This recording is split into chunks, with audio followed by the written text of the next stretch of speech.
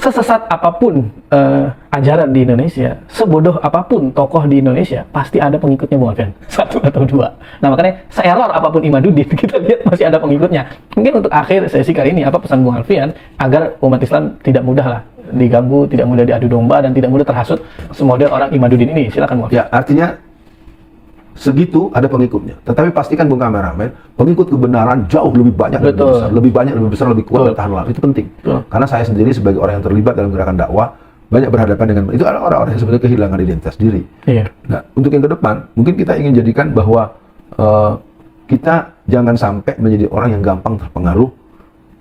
Keberadaan aliran sesat itu, MUI menyebutkan ada sekitar 300-an. Ya kan? Almarhum Yunahar Ilyas, salah satu tokoh Muhammadiyah pada zamannya, dia menyebut sekitar ada 688-an. Nah, sebagai penutup, mari kita pelajari kebenaran dari sumber yang benar dengan cara yang benar untuk menegakkan kebenaran. Allah mengingatkan, al-haqqu bi rabbika fala takunanna minal mumtarin. Itu terdapat dalam surat Al-Baqarah ayat 147. Ya, kebenaran itu berasal dari Allah, dan untuk itu janganlah engkau ragu-ragu. Jadi sekali lagi, Imat semoga segera bertobat. Amin. Dan kemudian dia juga kalau perlu dia menyebutkan dalam bentuk apa, dia nyatakan secara terbuka supaya kita bisa fokus membangun peradaban mulia, menyongsong Indonesia Emas 2045. Assalamualaikum warahmatullahi wabarakatuh. Bismillahirrahmanirrahim. Alhamdulillahilladzi faddala bani Adam bil ilmi wal amali ala jami'il alam. Wassalatu wassalamu ala khairil anam Muhammadin sayyidil arabi wal ajam wa ala alihi wa ashabihi ya nabiil ulumi wal hikam, amma ba'd. Saudara-saudariku semuanya dari lintas suku, bangsa, dan bahkan agama, di mana dan kapan saja, semoga semuanya berbahagia, senantiasa diberikan kelimpahan, kerezekian, keberkahan, kesejahteraan, kedamaian, kebahagiaan, ketenangan, kesenangan, keselamatan di dunia sampai di akhirat, bersama dengan keluarga panjenengan semua dan dzurriyyah keturunan panjenengan semua, fid dunya hasanah wa fil akhirah juga hasanah.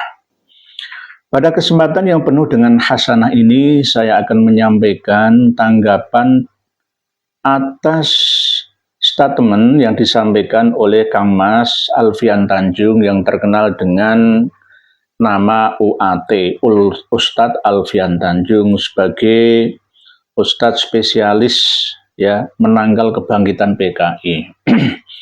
Beliau hari ini tadi menyampaikan kritikan yang sangat pedas kepada Kiai Haji Imaduddin Utsman bersama dengan kawan-kawan yang memperjuangkan kemerdekaan seutuhnya. Kawan-kawannya alias semua dan seluruh rakyat Indonesia, tidak hanya umat Islam saja, dari penindasan, perbudakan, dan pembodohan, kesewenang-wenangan oknum-oknum dari para habib. Ya. Ini perlu diluruskan supaya tidak menjadi fitnah yang berkepanjangan, bahwa ketidakmengetahuan seseorang itu kadang bisa menjerumuskan seseorang itu pada kerusakan. Sebelum memutuskan sesuatu seharusnya dipertimbangkan, ya, dulu dipelajari, dianalisa, baru setelah itu menyimpulkan dan memutuskan. Jangan gegabah mengatakan bahwa Kiai Haji Imaduddin Utsman dan kawan-kawan termasuk saya, ini adalah orang-orang yang menghasut anak negeri ini untuk berpecah belah, dan bahkan mengait-ngaitkan kami ini dengan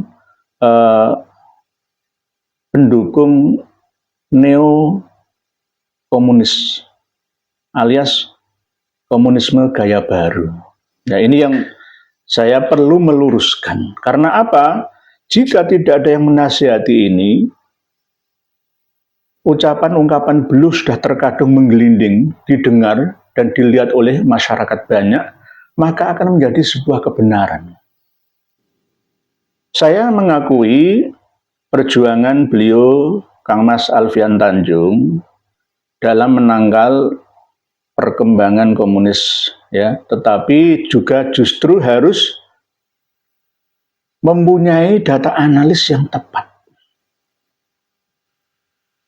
bisa memutuskan bahwa apa yang disampaikan oleh Kiai Haji Maiduddin Usman dan kawan-kawan termasuk saya ini adalah merupakan fitnah, memecah belah, ya, menjauhkan ummah atau masyarakat dari para habib atau ulama. Ini yang tidak benar.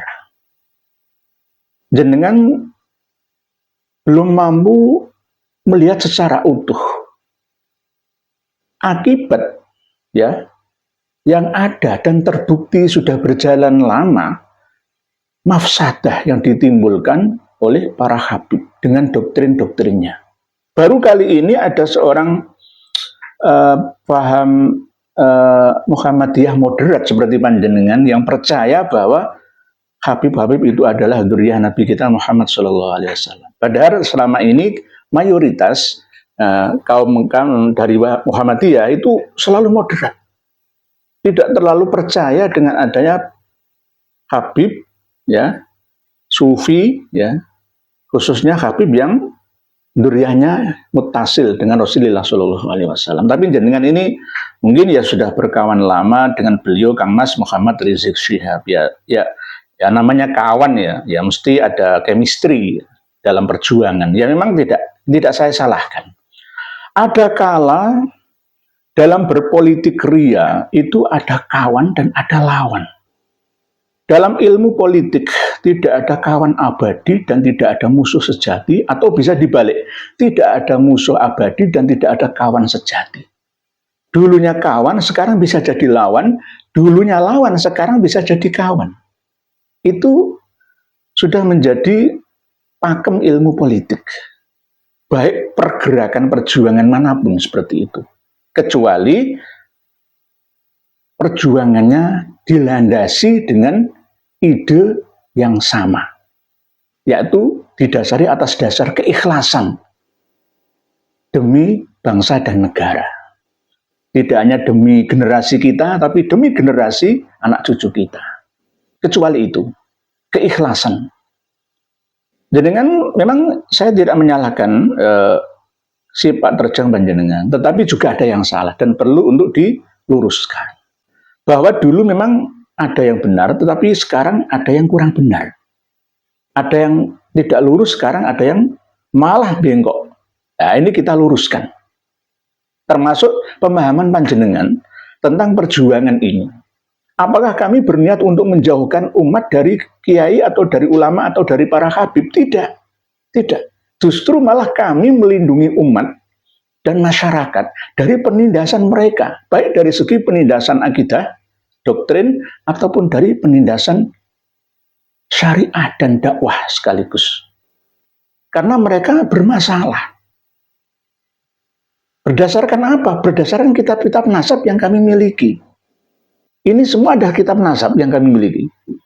Ada 27 kitab nasab yang kami miliki.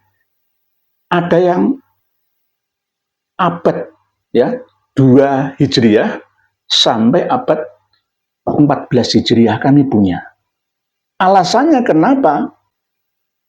Memberikan pemahaman, penyadaran terhadap para habib yang ada di Indonesia. Alasannya apa? Karena tingkah pola mereka yang sudah kadung menghujam begitu dalam masalah keyakinan umat Islam yang ada di Indonesia, sehingga bisa memecah belah persatuan kita. Buktinya mana? Saya punya bukti, ratusan bukti yang saya miliki. Bahkan seluruh pulau Kalimantan, mulai dari Kalimantan Barat, Kalimantan Tengah, Kalimantan Selatan, Kalimantan Utara, Kalimantan Timur.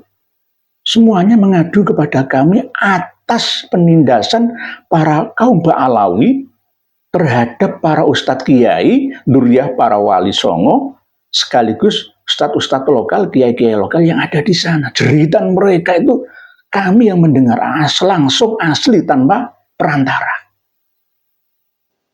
Mereka mengalami persekusi Sama seperti kaum Ba'alawi ketika berkonflik dengan Al-Irsyad pada tahun 1900, ya, bahkan sebelumnya 1880, 1890, 1990, 1890 sampai 1900-an sebelum era kemerdekaan kita, sebelum kedatangan tentara Jepang ke Indonesia. Itu yang ada di Pulau Baruna atau Barunai atau Warunadipa atau Kalimantan. Belum lagi yang di Sulawesi, belum lagi yang di Jawa.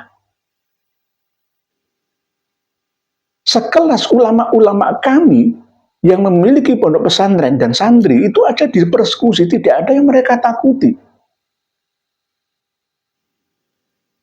Dan para ulama, kiai, pemangku kebijakan, pengurus besar Muhammadiyah, pengurus besar Nahdlatul Ulama, semuanya pada diam.